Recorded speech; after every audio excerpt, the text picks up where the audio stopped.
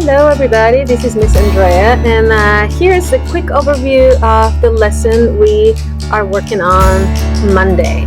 All right, so we are finishing up our visual memory roadmap. We started it so long ago, we probably almost don't remember anything, but I know you have it. We did it in class, and it is time to put color and put the final details to it. You definitely need to have your winter break roadmap project ready to be colored. We worked on that the Monday before last during class. You also need a pencil because you're probably going to want to make some changes in colors. Your choice of color is absolutely yours. You can use colored pencils, markers, crayons, oil pastels, even watercolor. It's totally your choice. And Sharpie to tighten up some of those details. Also, as optional, you can use magazine cutouts, glue, scissors.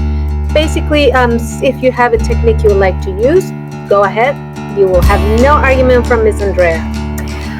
So our goal for today is to finish coloring the visual roadmap of your winter break. We're going to review the inventory that we made of the winter break activities and experiences, just in case you need to use as a reference possibly. You also have to have your finished drawing of the timeline and the layout that we chose last time.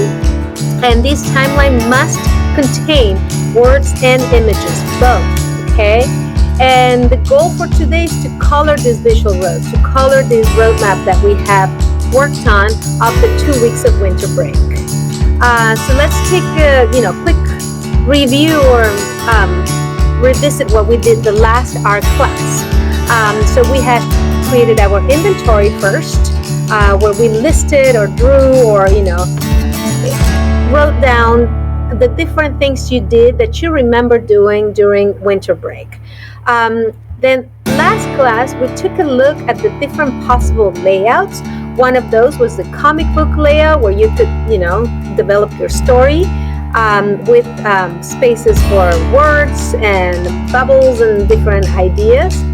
This other option that we had was more of the roadmap, and it's kind of like that game board idea where you just put different images and details inside according to the timeline that you're developing in your roadmap.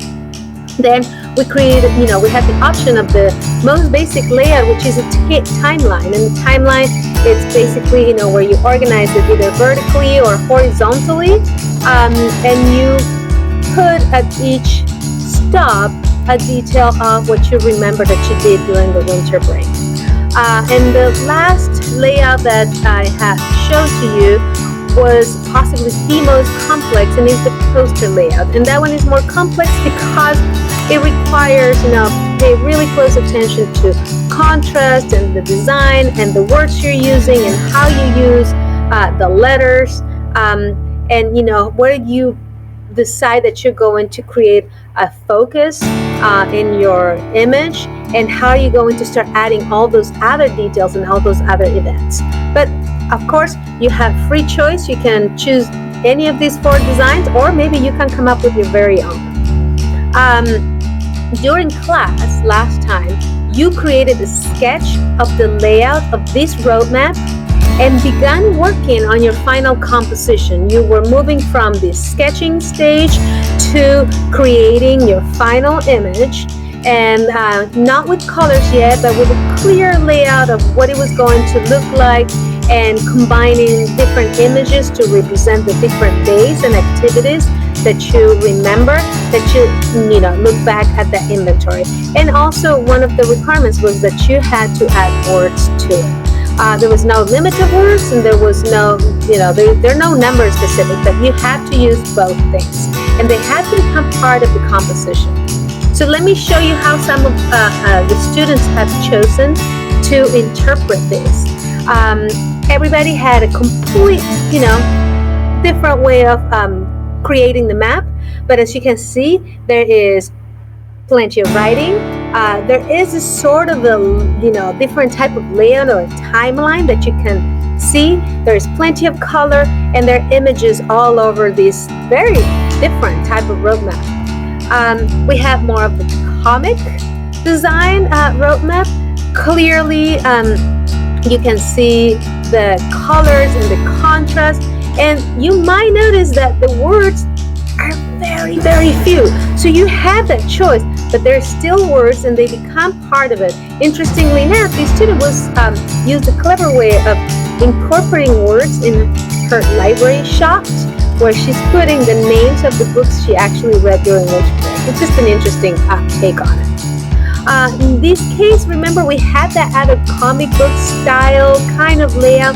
This is almost like the look of it's not even a comic book. This is more if you were to look at a neighborhood from bird's eye view, and you see the different blocks, and the things that are happening in these different blocks is like a road that you're traveling in a neighborhood. Then we had looked originally, and I show you the sketch of the tree and the leaves, and each of the leaves represent one of these memories or these events. Again, plenty of writing. It's a very interesting design, and you have all the symbols in there too. This one was a total surprise for me, and again, this is more of a poster style of design, where you have the focus of this image is going to be the face, the person, but is remembering. You can definitely see how memories are coming, and they belong to that child, to that face, to that person, because they're coming from her head. So it's really an interesting design too. And then we have, the last design. You guys have all seen it before. This is the finished project where we have incorporated the days. This is again poster style. Difficult to create, but it's definitely effective. And we can see the donuts and the candy and all the other details of this image. And it all kind of gives you this feeling of, memories of the Christmas break.